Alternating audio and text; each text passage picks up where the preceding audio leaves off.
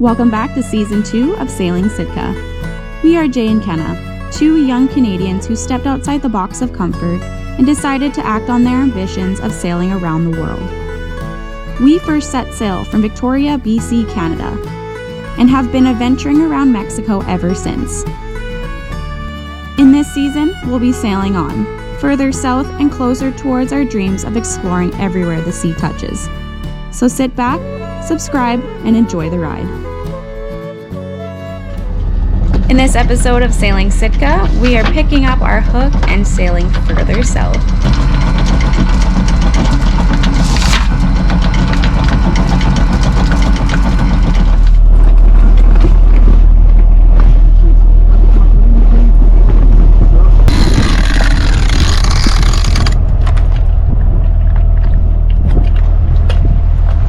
There's a bunch of fish jumping right here. I don't know if you guys can see.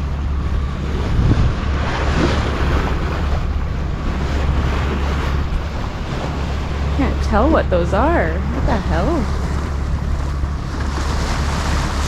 Can you guys see this? I was hoping for a bite. It felt like I felt one, but no. Really? Nothing? Yeah. Probably too small for that lure. It's a tuna lure right now that I have out. I'm trying to get tuna. Even bonito, I'd be happy. Like, I just want to make some like spicy tuna rolls. Yeah. It's freaking good. Been craving that for a while. Like, don't get me wrong, we love mahi. Like, I love mahi. I will never get tired of eating mahi. But tuna would be freaking good. It's always what you don't have, right?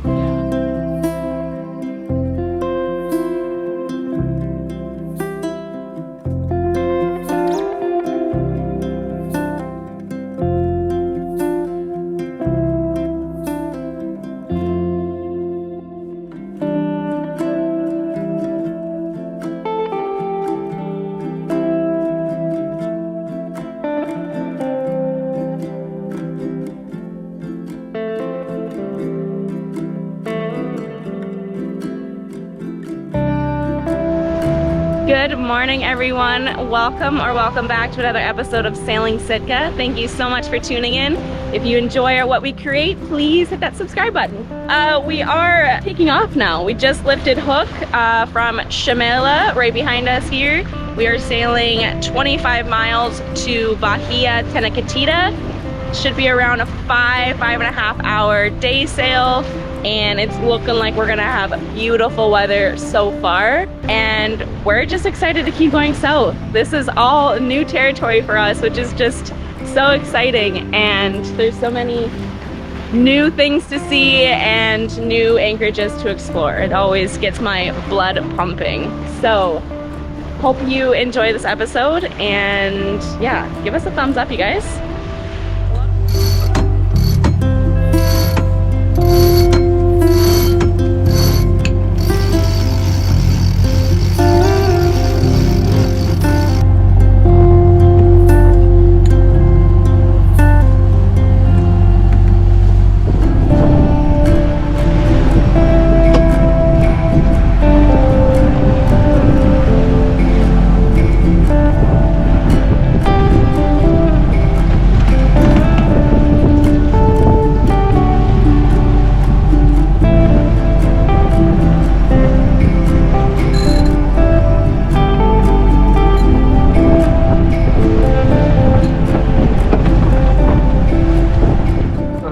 Good morning, guys. Well, now that we're no longer in the Sea of Cortez, we can notice similar patterns to when we were coming down the Baja, where even though the wind's predicted to come from this direction all day, in the morning it's actually coming from land, and then towards the day, then the offshore winds pick up, and then at night it goes back to onshore. So it's a bit annoying with our wind vane situation because the mizzen boom's in the way. Right now the wind's quite light, so we're motor sailing. Genoa has a hard time staying full, but enough that it's not like destroying itself. So just motor sailing right now with barely the engine on, and we're making 5.5, so that's not too bad. Looking forward to be in Tenacatita. Apparently it's a really nice place that a lot of people spend a lot of time at. Apparently there's dolphins that come and play around with your chain there. His name Chippy. So yeah, looking forward to that. Also, I got a fishing line in, and we're hoping the wind kicks in a bit here. in the next hour or so that we can actually shut the engine off completely and actually have a nice sail, because I feel like it's been a while since we've actually had a like nice pleasurable sail since our crossing, really.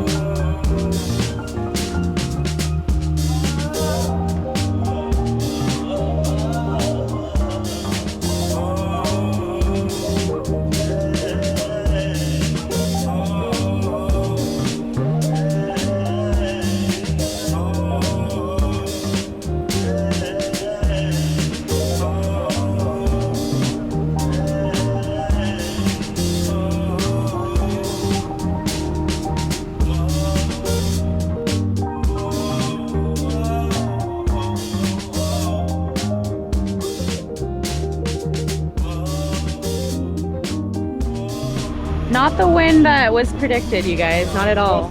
It's supposed to be 15 to 20 and we have like maybe 6 knots, like 7 knots, like just a little bit more than what we're making with like motoring. So at least the sea state's calm, but yeah, I'm looking forward to actually sailing, to be honest. But yeah, we've been on a motor fest for the last 2 passages now, and it's kind of getting to us.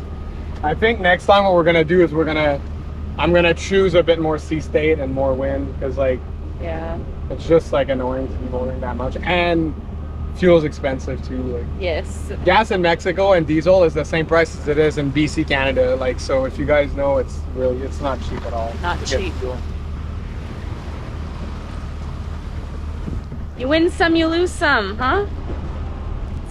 Yeah, there's a lot of boats actually. Like, that's the busiest anchorage, apart from La Cruz and La Paz, obviously. It's a lot, actually. It's a lot of boats. But apparently this is like basically cruiser's paradise in here, so I'm looking forward to it. It's gonna be nice. And like, I don't know if you can tell on the GoPro over here, it kind of pans out. There's a point there, then there's a big, there's that big rock there, and then there's a tiny rock in front of us on our port side, and it's right here. And some people cross in here, but there's other rocks in here, so it's not recommended. So we're just gonna do we're gonna go around it and then turn in. Better be safe than sorry. Yeah. It's always better to take an extra 20 minutes and not sink your boat. That was the rock that Jay was referring to. We always say every single time that we come into somewhere, like how crazy it must have been back in the day when sailors were on these giant ships coming into new ports without any guidance whatsoever. No, like, you know what I mean? Like, you had paper charts and that, but like, God, you don't know where all these rocks are. Like that one, of course, you can see, but I mean, like, we pass some rocks out there that are like submerged completely, and unless you zoom in all the way into Navionics, you have no idea that it's there. It's just like, it's crazy. Really? Jay just said there's another submerged rock, like a little bit off that one, so.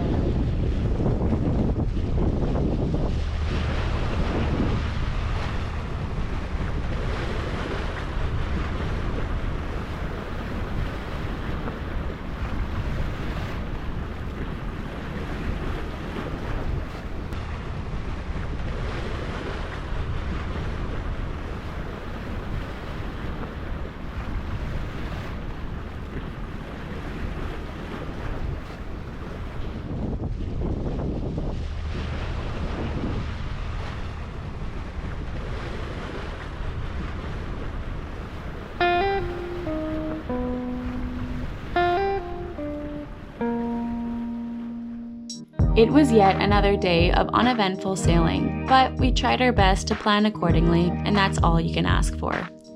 At the end of the day, and like I've said it before, both Sitka and her crew made it to a new anchorage, all safe and sound. Even if that anchorage turned out to be extremely rolly the very first night we got there. But that's the reality of boat life sometimes. You win some and you lose some. We can't wait for tomorrow to explore this beautiful bay.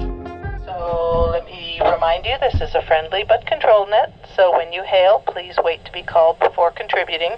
And if you don't get an answer on something, you might have doubled with somebody, so we'll try again. So, any other new arrivals to the bay? Call now. SV Sitka. Sitka, come ahead. Yeah, we came in yesterday from Chamela, and before that we were in La Cruz. We sailed down to Mexico last season, and we're planning on going as far south as Chiapas this year. Our names. Okay, great. And who's on board? Jason and Kenna. Okay, welcome. And is this your first time here? Yes, this is our first time in this bay. It is lovely. You'll have a great time. Any other new arrivals? You did good, chicken meat. Come ahead. It's such a weird thing to talk in not an emergency or navigation purpose for me. You were still so, like, you know, professional. Yeah, I'm so used to just, you know. That's what I did here. Yeah, right there. There's a, oh, dude, what the fuck? Look at that fish. It's a tuna. It's a giant tuna. Or is it a jack? Yeah, it might be a jack, actually. Actually, it is a jack. It's crazy, actually. It's a big jack. Since when do fish, like, eat our chain? It's kind of weird. Oh, look at all these fish. That's why. Well, good morning, you guys. Baja Tenacatita. We're super excited to explore today. I'm in my moo-moo, because what's new? I really shouldn't be, because there's like 30 boats in here, and that's a little bit embarrassing. So I'm gonna go change, and we're gonna go for an adventure. All right, we are gonna be going to shore here very shortly. Dry bag full of goodies, and we have our beers and alcohol, our foldable seats that we love so much for the beach. They're fantastic. And gonna be landing garbage. And according to the net, it is about 20 pesos per bag. So that's actually really awesome. It's like $1.80 Canadian. So that's wonderful. And yeah, there's a lot of cruisers here. We're really excited to meet people. And there's supposedly bocce ball and a bunch of games that sailors are setting up. So should be fun.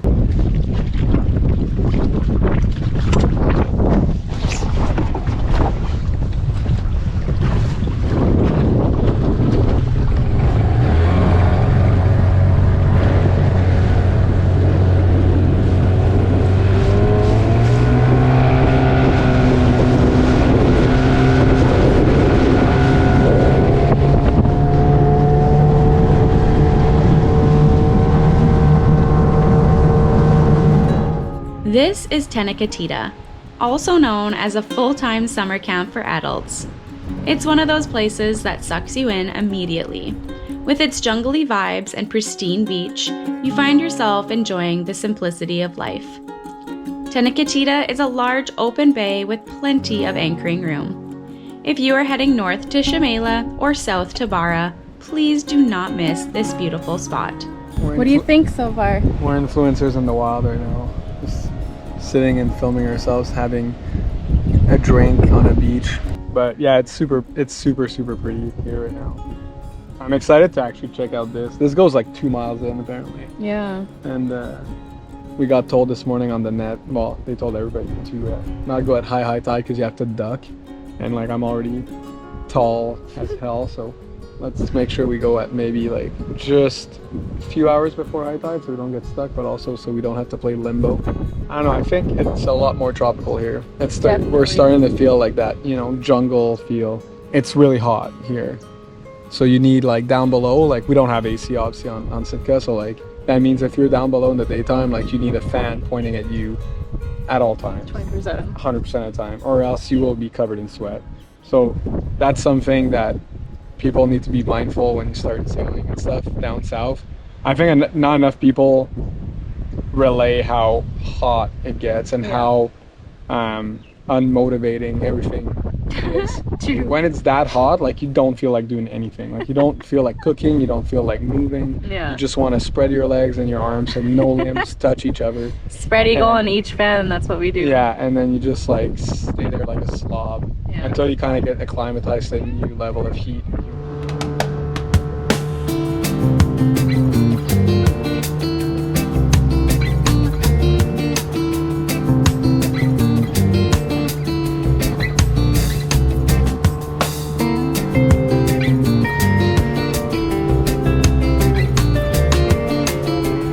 We were very excited and couldn't wait much longer to take this 2-kilometer estuary tour through Tena's natural and jungly mangroves, which ultimately takes you to the other anchorage around the corner.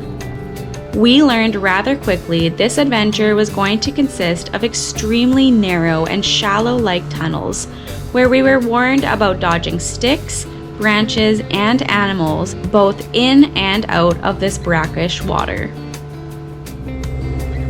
Yeah, so we're hoping to see some crocodiles. Our friends on our boat neighbors, they saw some crocs in here, and they were on freaking paddle boards. Yeah, so. they're like, abort mission.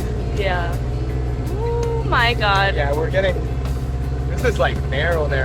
Is this the right way? Yeah, it is the right way. Yeah, they said you have to duck under branches, remember? Like, look at this. Holy shit.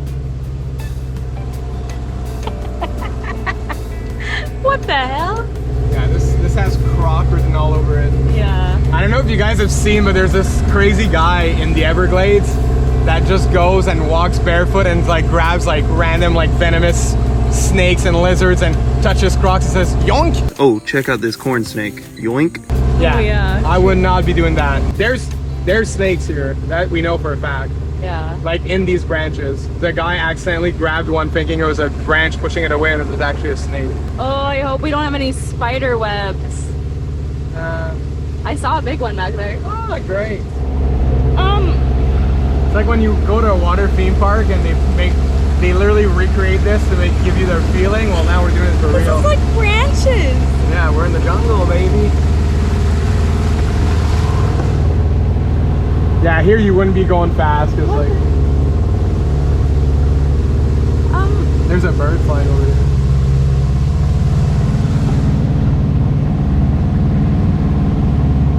Are you sure? Yes, ma'am. I'm scared. I would not recommend this if you have a soft bottom dinghy though. Yeah. But with the aluminum bottom, I feel.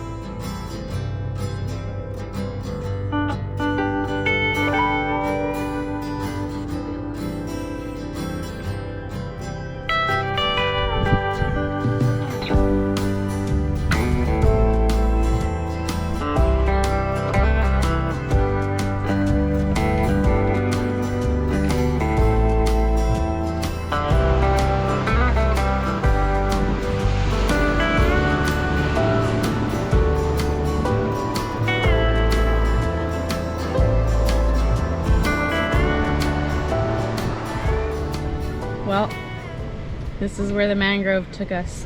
It's not a bad spot if you ask me. 30 pesos beer, 80 pesos pina coladas. Like, we literally took this mangrove and it was getting like really narrow and really sketchy, and then it opens to this giant mouth, and then you walk up this road and it's like paradise on this side. It's insane. 2 seconds later. It's really cool. Yeah, this is the other anchorage too that's referred to as the aquarium, where the 2 sailboats are anchored. So there's like really good snorkeling by those rocks. Not too shabby. Yeah, not too shabby. All right, guys. Well, that mangrove ride was 100% freaking worth it. Yeah. That was the best shrimp taco I've had in Mexico. The other one that was almost as good was in Ensenada at the beginning of our trip, but this was the best one. And the guy, like our waiter, was super awesome, super rad experience. 100% worth the 45-minute dinghy ride in the mangroves. I had a fish fillet, and it's called the Tenacatita Special, and they smother fish in a sweet, creamy almond sauce, and it sounds kind of weird, but it was actually friggin' really good. So that was cool. And then look at our parking spot, and now we're going back in the jungle. Here's bush shit.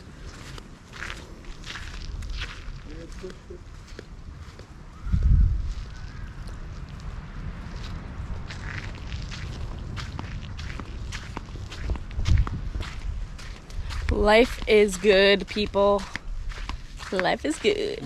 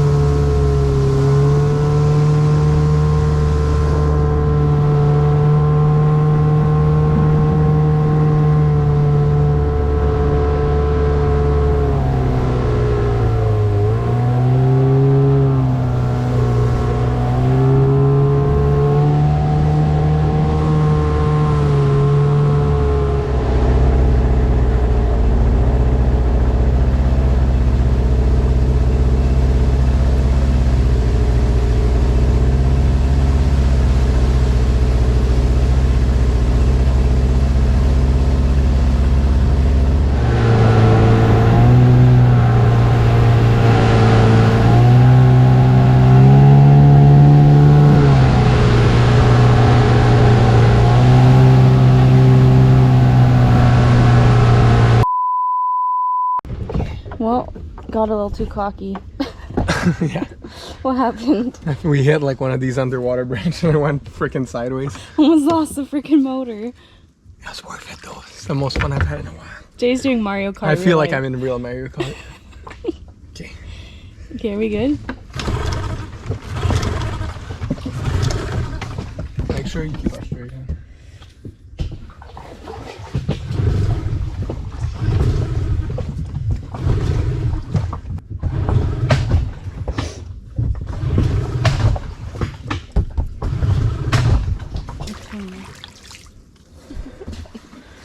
This is where we're at because Jay was racing.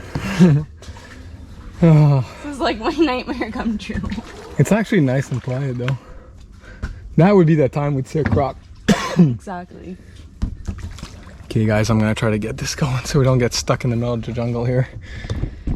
Back in business! Alright, we're back guys. I'm so sweaty. I think I pulled that cord like 80 times. Yeah.